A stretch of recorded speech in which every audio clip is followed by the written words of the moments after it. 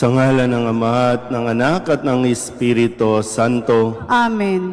ang pagpapala ng ating Panginoong Heso Kristo, ang pag-ibig ng Diyos Ama at ang makikipagkaisa ng Espiritu Santo naway sumainyong lahat. At sumaiyo rin. Ngayon po ay ginugunita natin ang kapistahan ni San Maximiliano Kolbe, isang pari. Mga kapatid, aminin natin ang ating mga kasalanan upang tayo'y maging marapat gumanap sa banal na pagdiriwang. Inaamin ko sa makapangyarihang Diyos at sa inyo mga kapatid, na lubha akong nagkasala sa isip, sa salita at sa gawa, at sa aking pagkukulang. Kaya isinasamo ko sa mahal na Birheng Maria, sa lahat ng mga anghel at mga banal, at sa inyo mga kapatid, na ako'y panalangin sa Panginoong ating Diyos. Kawaan tayo ng makapangyarihang Diyos, patawarin tayo sa ating mga kasalanan at patnubayan tayo sa buhay na walang hanggan. Amen. Panginoon, kaawaan mo kami. Panginoon, kaawaan mo kami. Kristo, kaawaan mo kami. Kristo, kaawaan mo kami. Panginoon, kaawaan mo kami. Panginoon, kaawaan mo kami. Manalangin tayo. Ama naming makapangyarihan, ginawa mong manaig sa mga pahirap ang martir na si San Maximiliano. Ipagkaloob mo kaming nagdiriwang ngayon sa kanyang tagumpay ay makapanatiling di natitinag ng mga kumakalaban, pakundangan sa iyong pagkupkop sa amin araw-araw. Sa pamamagitan ni Yesu Kristo, kasama ng Espiritu Santo, magpasawalang hanggan. Amen.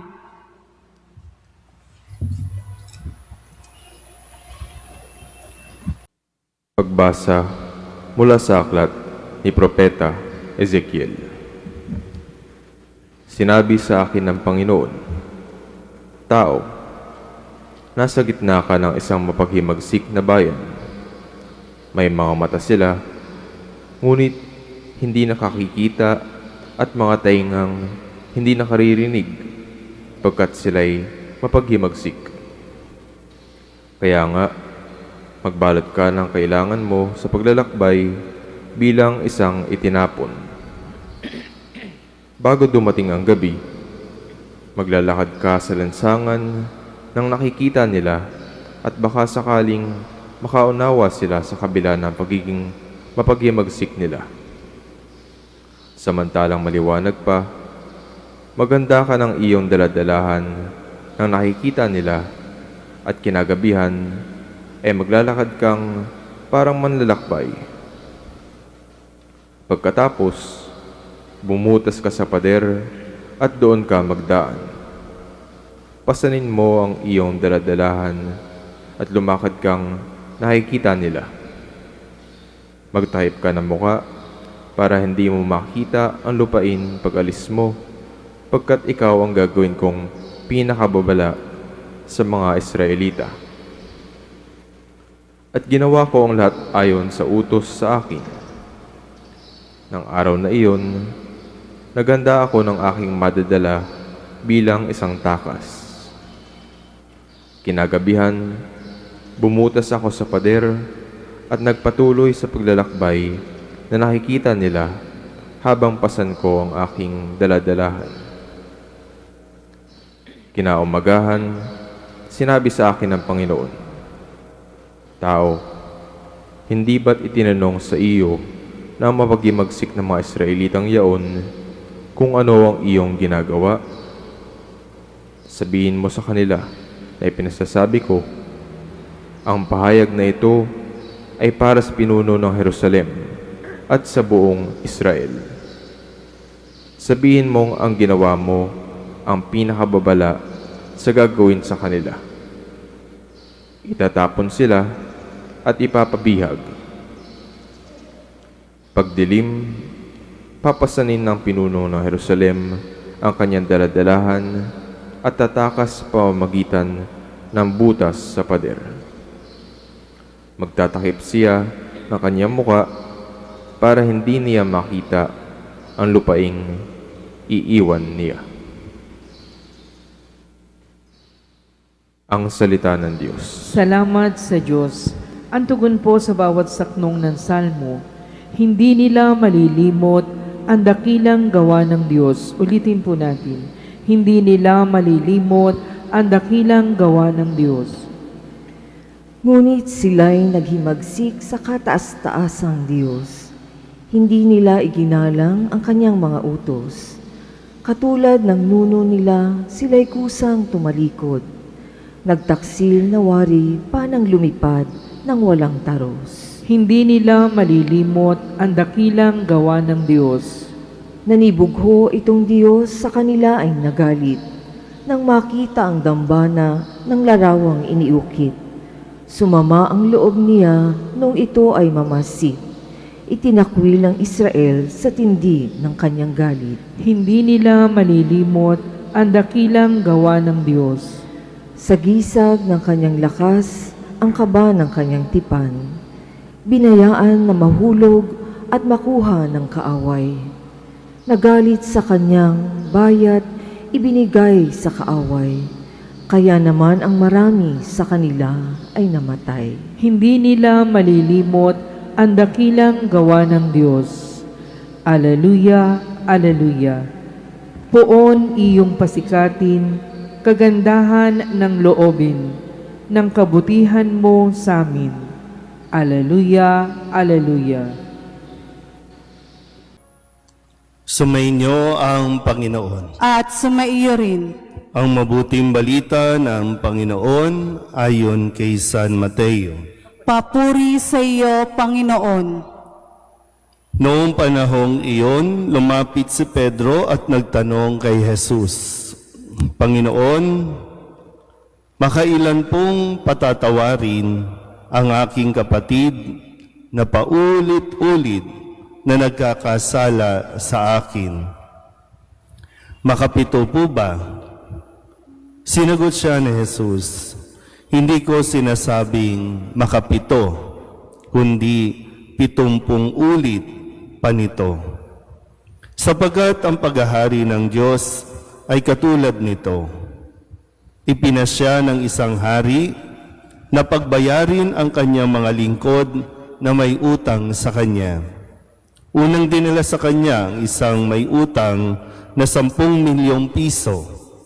Dahil sa siya'y walang ibayad, iniutos ng hari na ipagbili siya ang kanyang asawa, mga anak, at lahat ng ari-arian upang makabayad.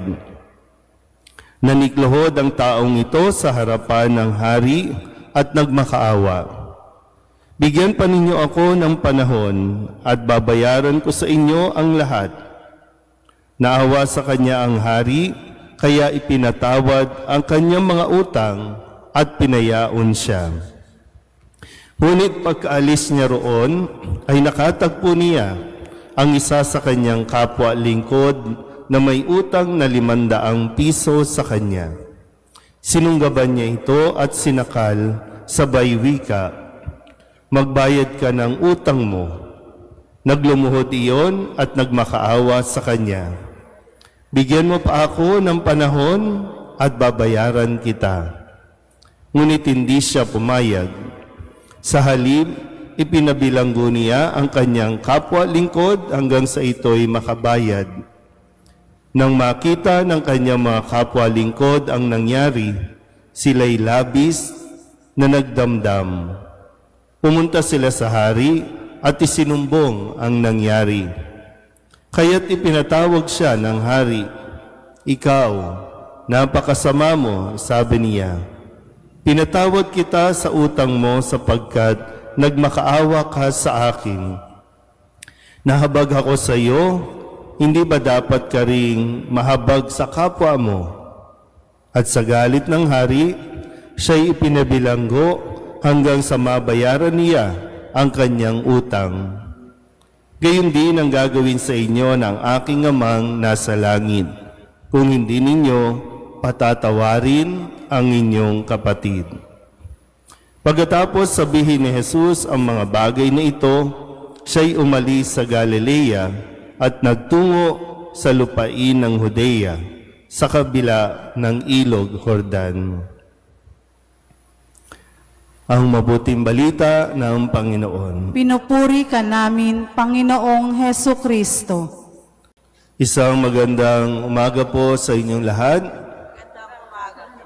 Ngayon po ay Huwebes ng ika-19 na linggo sa karaniwang panahon at atin pong ginugunita ang kapistahan ni San Maximiliano Kolbe, isang pari na napabilang sa mga ibinilanggo noong panahon ng Nazi, noong pagpapahirap sa mga Hudyo at sa kanya pong kabutihang loob na kahit na siya ay nahihirapan sa mga manual labor na ipinapagawa, ay umiral pa rin at pinairal niya ang pananampalataya sa ating Panginoon sa tulong nawa niya na kung saan nasubok din ang kanyang katatagan na ipinakita at patuloy niyang ipinangaral na walang ibang makapangyarihan kundi ang pag-ibig.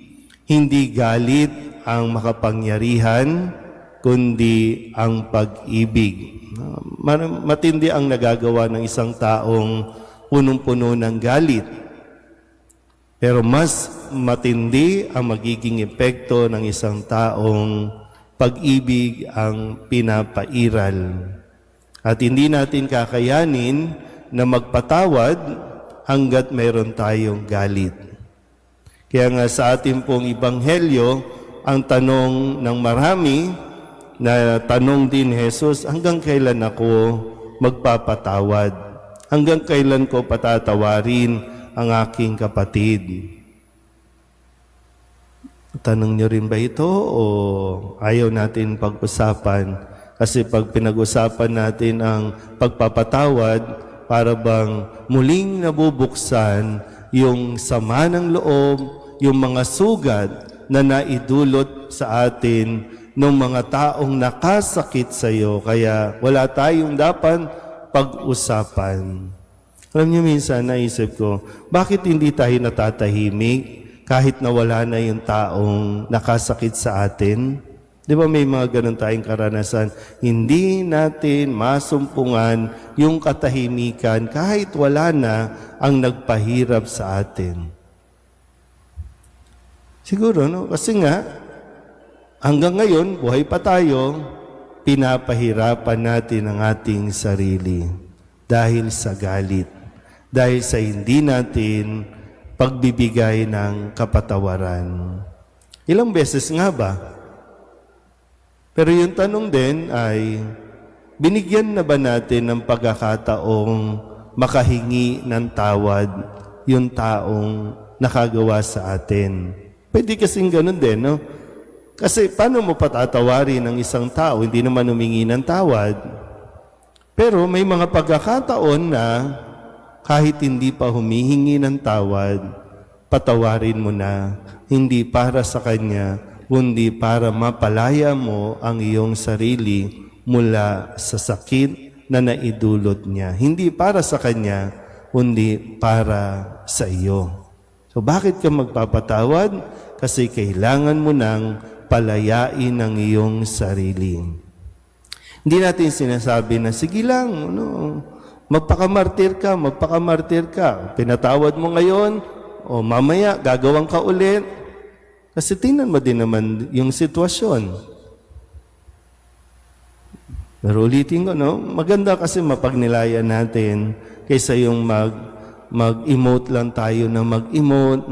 Talagang feel natin, naaping-api tayo, pinahirapan tayo. Tingnan din natin kung ano yung ating nagiging sitwasyon. Muli, kasi binigay ni Kristo ang kwentong ito na bakit tayo dapat na magpatawad? Dahil tayo din ay pinapatawad ng Diyos sa makailang beses, higit pa sa 70 ulit nating pagkakasala sa Diyos, tayo rin ay pinatatawad ng Diyos. Ngayon kung sasabihin niyo, hindi tayo Diyos tao lang tayo. Naiintindihan naman din ng Diyos yan. Pero lahat tayo nagkakasala sa Diyos at lahat ng lumalapit at tumihingi ng tawad sa Diyos, hindi niya binibilangan. Kaya nga yung sakramento ng kumpisal na itinuturo sa atin, kapag humingi na tayo ng tawad at pinatawad na tayo, back to zero. Iyon ang biyaya ng kumpisal. Zero na. Hindi tayo laging sasabihan na pag nagkumpisal ka, pangatlo mo na to panglima mo na to wala kang maririnig. At hindi dapat yan naririnig sa mga bibig ng mga nagpapakumpisal na para bang binibilangan tayo. Kasi kapag humingi na ng tawad, zero na. Yun nga, no? Tayo, ang ugali natin, kahit na nagpatawad na tayo, naka-record pa rin yan. At bilang tayo ng bilang. Kaya nga po, isang biyaya na dapat natang hilingin sa tulong ni San Maximiliano. Gaya ng nasabi ko sa umpisa, mas pairali natin ang pag-ibig kesa sa galit. Nang sa ganon, magawa natin at maibigay din natin ang pagpapatawad sa mga taong humihingi ng tawad. Amen.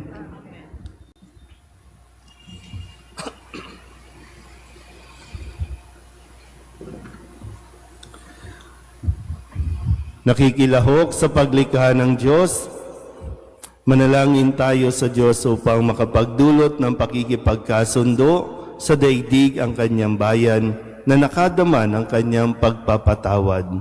Ang ating pong itutugon, Panginoon, dinggin mo ang aming panalangin. Panginoon, dinggin mo ang aming panalangin. Ang bayan ng Diyos na pinalaya ng dugo ni Kristo, naway hindi magkahiwa-hiwalay at mamuhay sila ng pagkakaunawaan at kapayapaan.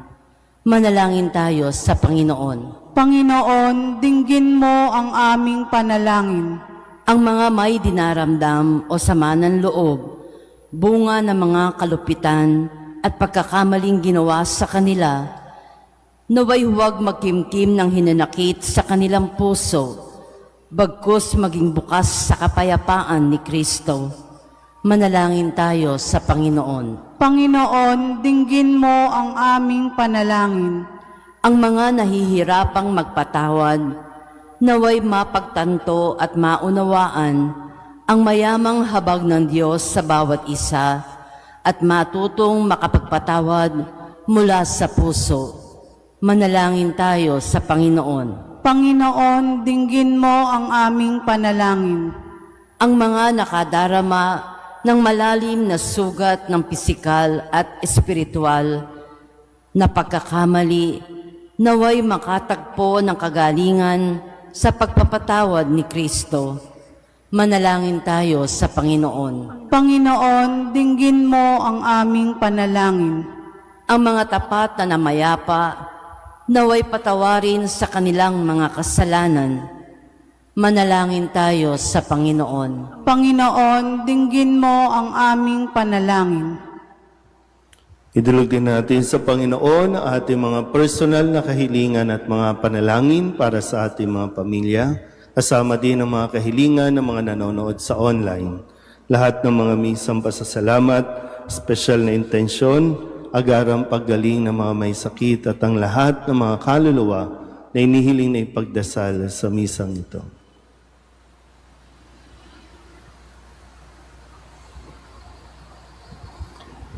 Ang lahat ng ito inihiling namin sa ngalan ni Kristo, ang aming Panginoon. Mga kapatid, upang paghahain natin ay kalugdan ng Diyos amang makapangyarihan.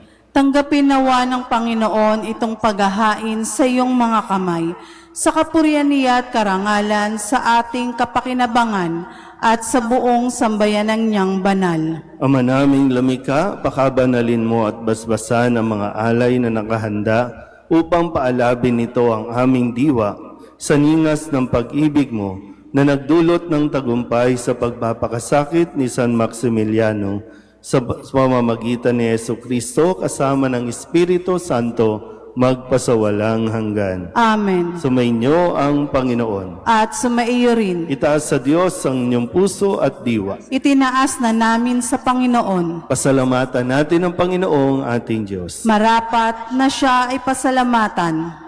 Ama naming makapangyarihan, tunay ngang marapat na ikaw ay aming pasalamatan. Ngayong aming kagalakan na si San Maximiliano ay parangalan. Siya'y kapanalig naming may paninindigan na ikaw ay ipahayag kahit siya'y mamatay, sapagkat minarapat mong kanyang matularan ang iyong anak na naghain ng sariling buhay, tulad ng naganap sa iyong anak, ang dugo ng mga martir ay dumanak, hindi dahil sa katatagang likas, kundi dahil sa iyong bigay na lakas. Kaya kaysa ng mga anghel na nagsisiawit ng papuri sa iyo, na walang humpay sa kalangitan, kami nagbubunyi sa iyong kadakilaan.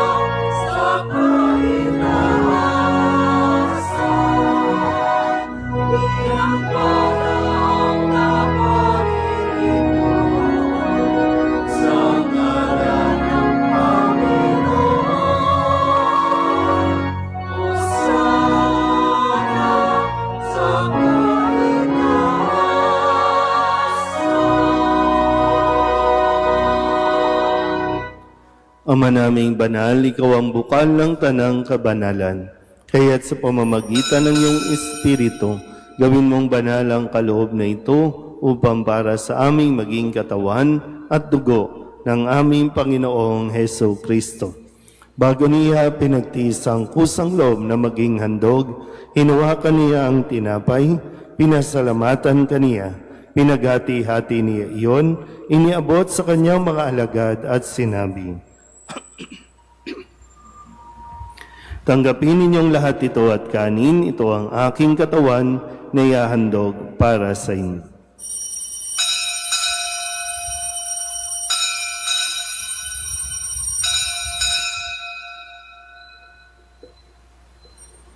Gayun din naman nang matapos ang hapunan, inawakan niya ang kalis, muli kaniyang pinasalamatan.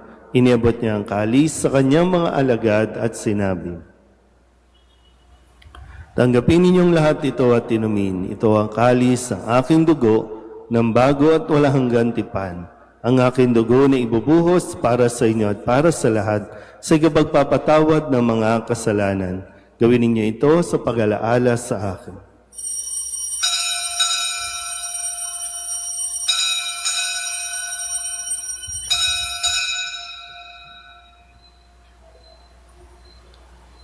Ipagbunyi natin ang misteryo ng pananampalataya. Si Kristo'y namatay, si Kristo'y nabuhay, si Kristo'y babalik sa wakas ng panahon.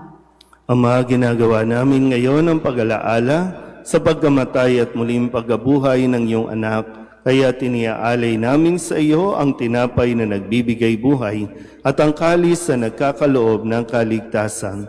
Kami nagpapasalamat dahil kami iyong minarapat na tumayo sa harap mo para maglingkod sa iyo. Isinasamo namin kami magsasalo-salo sa katawan at dugo ni Kristo ay mabuklod sa pagkakaisa sa pamamagitan ng Espiritu Santo. Ama, lingapin mo ang iyong simbahang laganap sa buong daigdig. Puspusin mo kami sa pag-ibig kaysa ni Leon na aming Papa at ni Jose na aming obispo at ng tanang kaparian. Alalahanin mo sina Cristina at Sofriana na tinawag mo mula sa daigdig na ito. Nung sila'y binyagan, sila'y nakaisa ni Kristo sa pagkamatay. Ngayong sila'y pumanaw, naway makaisa sila ni Kristo sa pagkabuhay.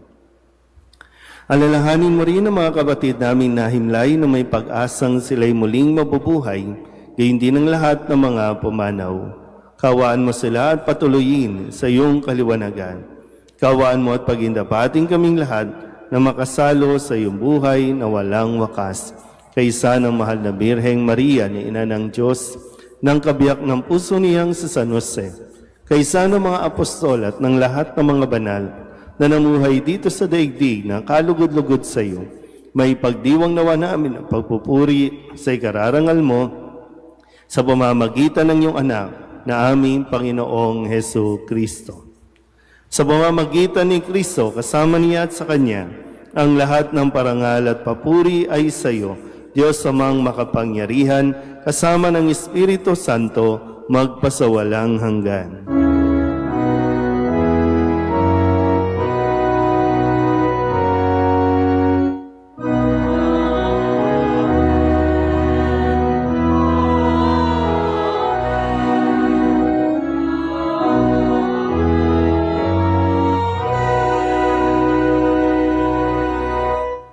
Sa tagubilin ng manakagagaling na utos at turo ni Jesus sa Panginoon natin at Diyos, ipahayag natin ang lakas loob.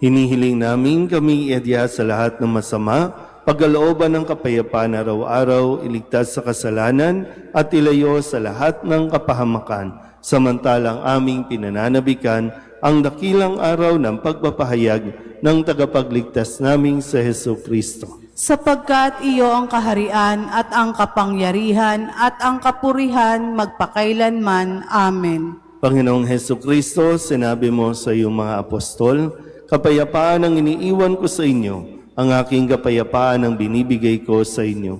Tunghayan mo ang aming pananampalataya at huwag ang aming mga pagkakasala.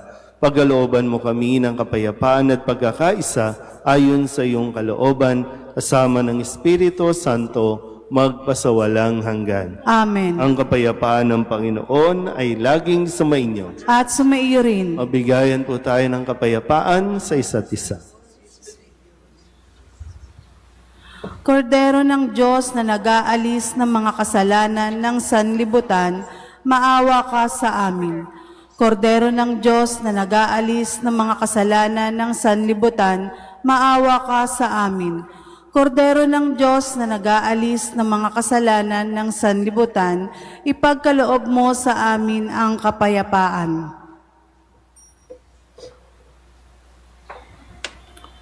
Ito ang kordero ng Diyos. Ito ang nag-aalis ng kasalanan ng sanlibutan. Mapalad ang mga inaanyayahan sa kanyang piging. Panginoon, hindi ako karapat-dapat na magpatuloy sa iyo, ngunit sa isang salita mo lamang ay gagaling na ako.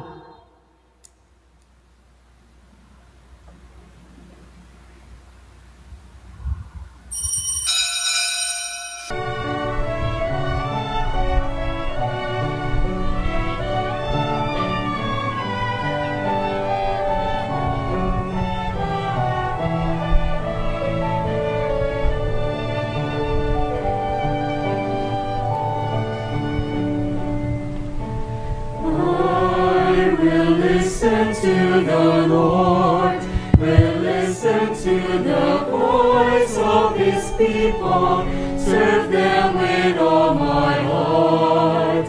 I will listen to His words and call upon the Lord for His people to live in faith and truth and in love.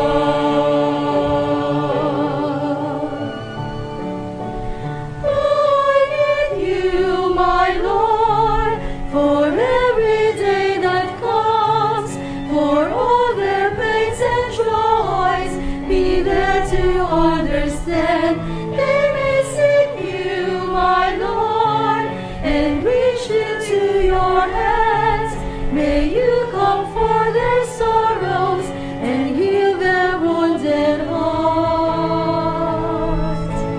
I will listen to the Lord, will listen to the voice of His people, serve them with all my heart. I will listen to His words and call upon the Lord for His people to live in faith and truth and in love.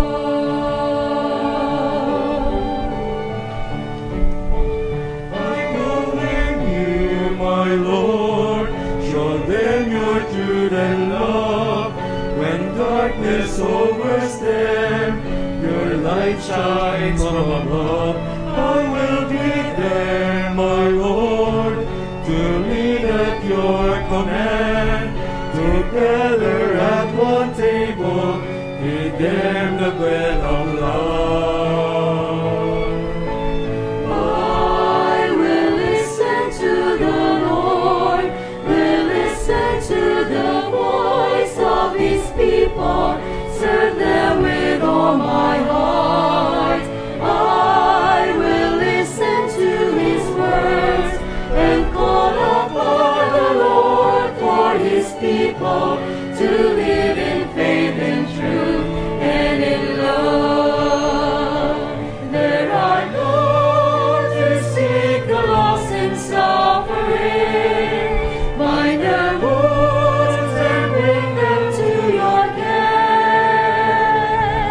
Oh Lord, I know that you're with them, embracing once again. Your love is all I've got.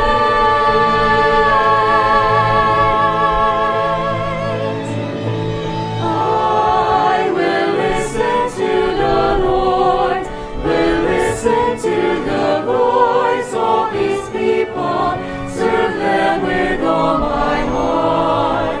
I will listen to His words and call upon the Lord for His people to live in faith and truth and in love.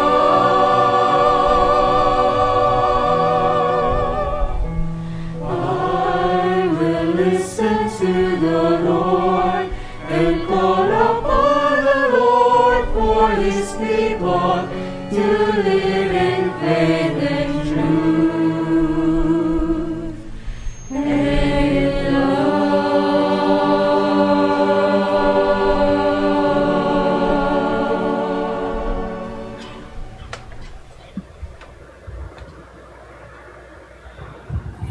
Manalangin tayo.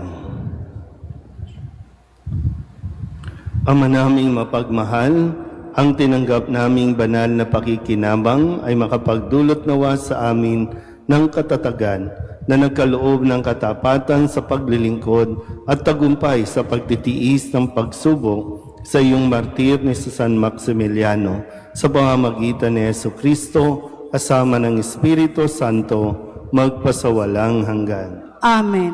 Sumainyo ang Panginoon. At sumaiyo rin. At pagpalain kayo ng makapangyarihang Diyos, Ama at Anak at Espiritu Santo. Amen. Tapos ang banal na misa, humayo tayo sa kapayapaan ni Kristo. Salamat sa Diyos. Magandang umaga po.